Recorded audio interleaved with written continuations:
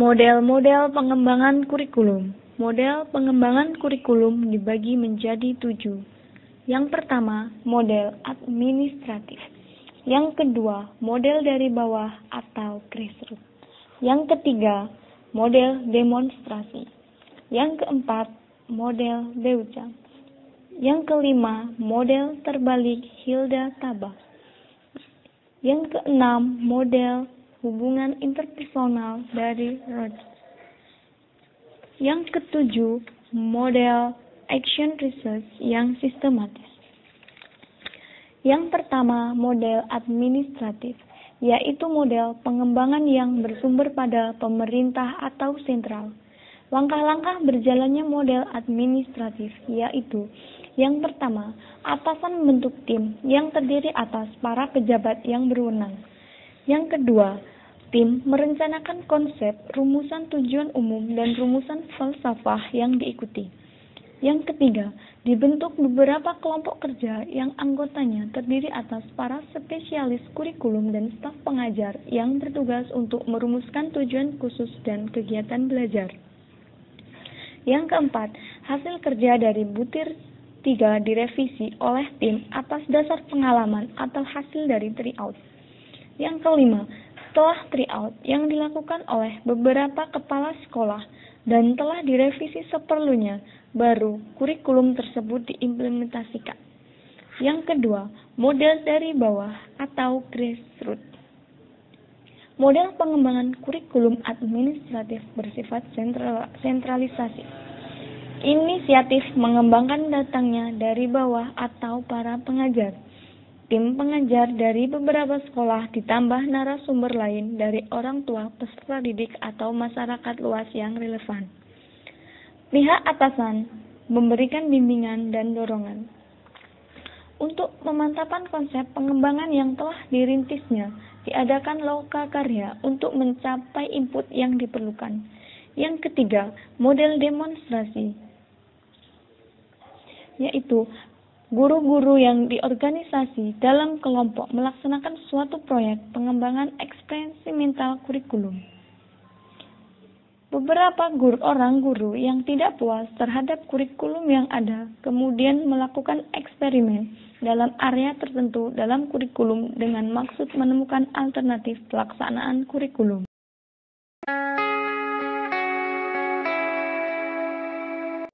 Model yang keempat yakni model Beucam. Model pengembangan kurikulum ini dikembangkan oleh Beucam, seorang ahli kurikulum. Langkah-langkahnya adalah sebagai berikut. Yang pertama, suatu gagasan pengembangan kurikulum yang telah dilaksanakan di kelas, diperluas di sekolah, disebarkan di sekolah-sekolah di daerah tertentu, baik berskala regional maupun nasional yang disebut arena. Yang kedua, menunjuk tim pengembang yang terdiri dari ahli kurikulum, para expert, staf pengajar, petugas bimbingan, dan narasumber lainnya. Langkah ketiga yakni tim menyusun tujuan pengajaran, materi, dan pelaksanaan proses belajar mengajar. Langkah yang keempat, melaksanakan kurikulum tersebut di sekolah. Dan yang terakhir yakni mengevaluasi kurikulum yang berlaku. Model berikutnya atau model yang kelima yakni model terbalik Hilda Tabak. Menurut cara yang bersifat tradisional, pengembangan kurikulum dilakukan secara deduktif. Tabak berpendapat model deduktif ini kurang cocok, sebab tidak merangsang timbulnya inovasi-inovasi. Menurutnya, pengembangan kurikulum yang lebih mendorong inovasi dan kreativitas guru-guru adalah yang bersifat induktif, yang merupakan inverse atau arah terbalik dari model tradisional. Langkah-langkah pengembangannya yakni, yang pertama, mendiagnosis kebutuhan, merumuskan tujuan, menentukan materi, menemukan penilaian, memperhatikan antara luas dan dalamnya bahan, kemudian disusunlah suatu unit kurikulum. Langkah kedua yakni mengadakan tryout. Langkah ketiga yakni mengadakan revisi atas dasar tryout tersebut. Langkah keempat yakni menyusun kerangka kerja teori, dan langkah yang terakhir yakni mengemukakan adanya kurikulum baru yang akan didiseminasikan.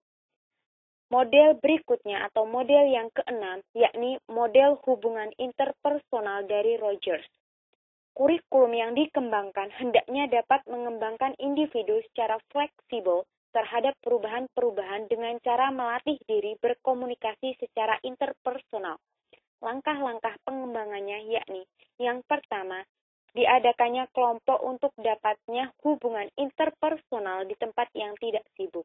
Yang kedua, kurang lebih dalam 1 minggu, para peserta mengadakan saling tukar pengalaman di bawah pimpinan staf pengajar.